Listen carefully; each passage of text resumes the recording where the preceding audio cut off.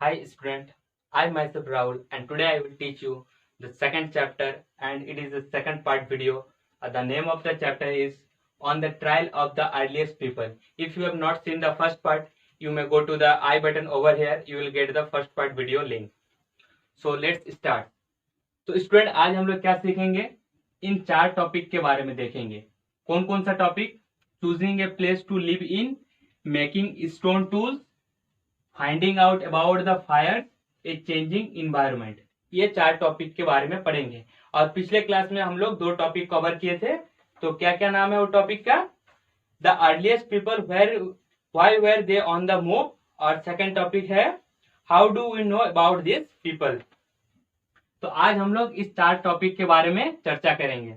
तो सबसे पहले आप अपना एनसीईआरटी बुक निकाल लीजिए, क्योंकि एनसीईआरटी बुक से हम मार्क कराएंगे, यहाँ सब लिखना पॉसिबल नहीं है।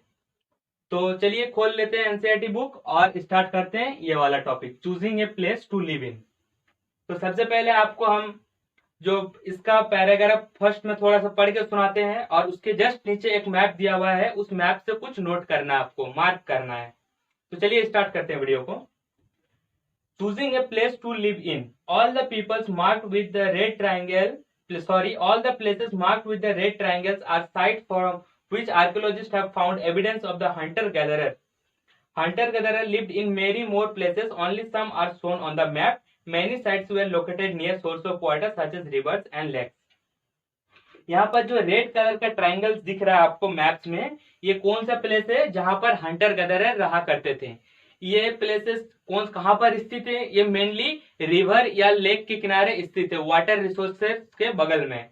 और बहुत सारा जगह में ये हंटर गैदरर्स रहते थे, लेकिन हर जगह को इस मैप में दिखाना पॉसिबल नहीं है। तो हम लोग अब आगे बढ़ जाते हैं इस टॉपिक के अंदर। यहाँ इस टॉपिक के अंदर आने से पहले यहाँ पर एक आपको टर्म दिख रहा है, साइट्स। साइट्स क्या चीज है? तो आप प्लीज पेज को टर्न कर लीजिए, पेज नंबर 16 में चल जाइए। वहां पर देखिए येलो कलर का एक बॉक्स में दिया हुआ साइट्स। साइट्स क्या है? Sites are the place where the remains of the things, tools, pots, building etcetera were found. ये कौन सी जगह है जहां पर रिमेनिंग मतलब पुराना बिल्डिंग्स या फिर टूल्स या फिर ऑर्नामेंट्स, पॉट्स कुछ भी मिलता है जो बहुत साल पुराना, चाहे ये जमीन के ऊपर हो, अंदर हो या पानी के अंदर हो। इस तरह का जगह को साइट्स कहते हैं। इस टर्म के लिए, इस चैप्टर के लिए इस वर्ड को यूज किया गया है। तो हम लोग अब आगे बढ़ जाते हैं। Many sites were located near the source of water such as river and lakes, जैसे कि फर्स्ट में आपको पढ़ाएं।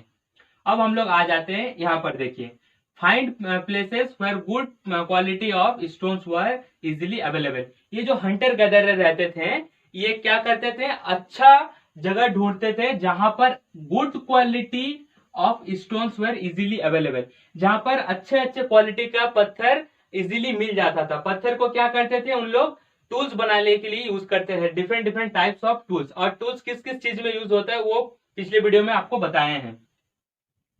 और बेसिकली इस प्लेसेस को क्या कहा जाता था? इस प्लेसेस का नाम दिया गया था फैक्ट्री साइट्स, जहां पर अच्छे क्वालिटी का आपको पत्थर मिल जाता था टूल्स बनाने के लिए, उस जगह को कहते थे factory sites.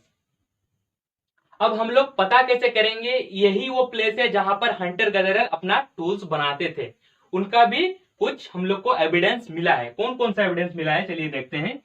We find the blocks of stone tools that were made and perhaps discarded and were not perfect chips of waste were left on the sites। ये आपको कुछ अटपटांग सा लगा होगा सेंटेंस। हाँ, ये अटपटांग सा ही लिखा हुआ है, हम आपको क्लियर कर रहे हैं यहाँ पर क्या लिखा हुआ है, क्योंकि शॉर्ट में लिखा हुआ है।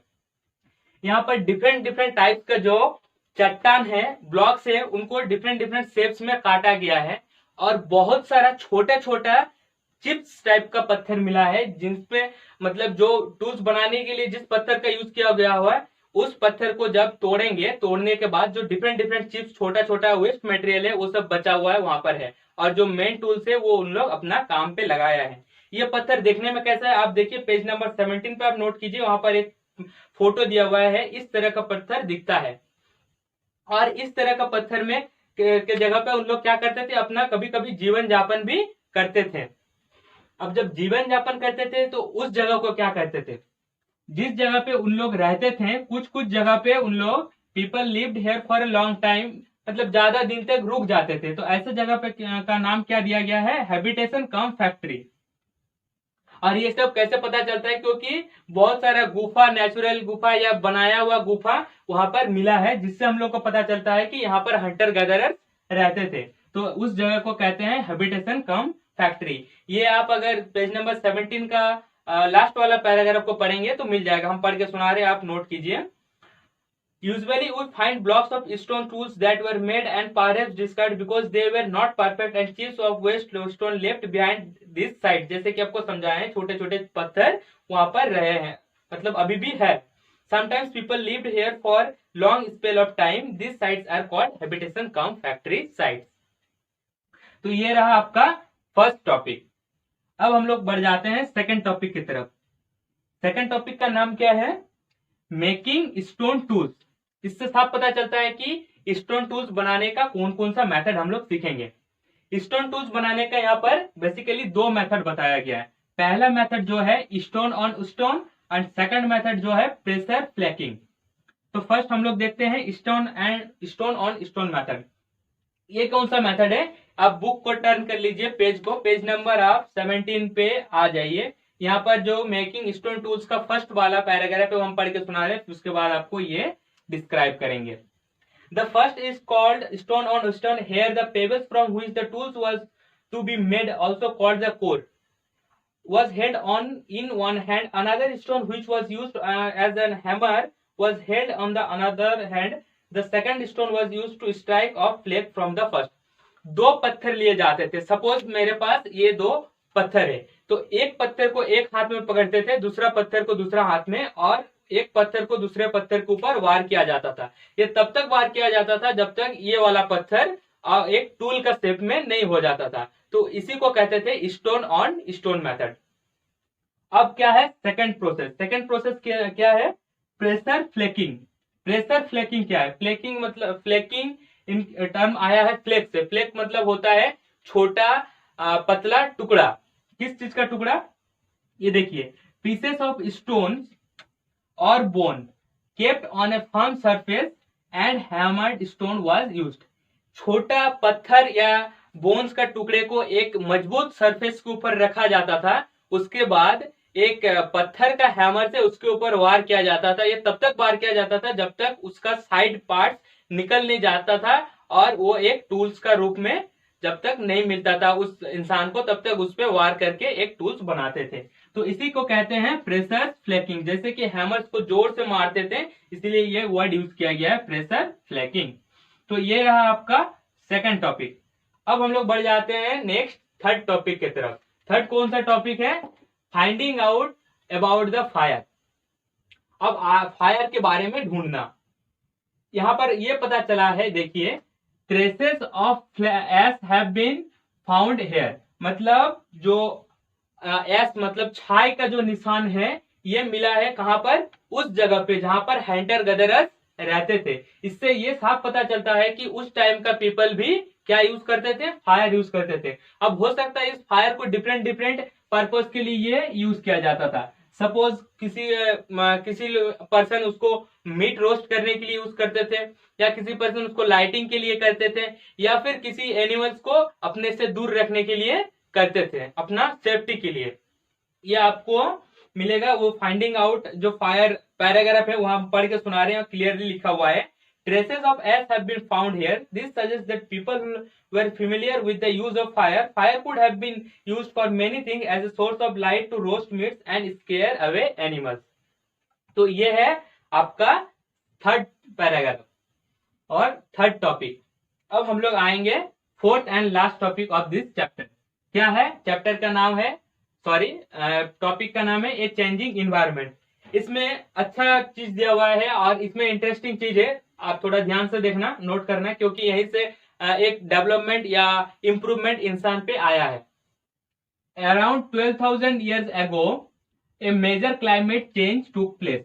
लगभग आज से 12,000 साल पहले एक क्लाइमेट चेंज हुआ था, और एक क्लाइमेट चेंज किस तरफ शिफ्ट किया था, it shift towards warm condition. मतलब जो ठंडा से गर्म की तरफ शिफ्ट किया था ये क्लाइमेट।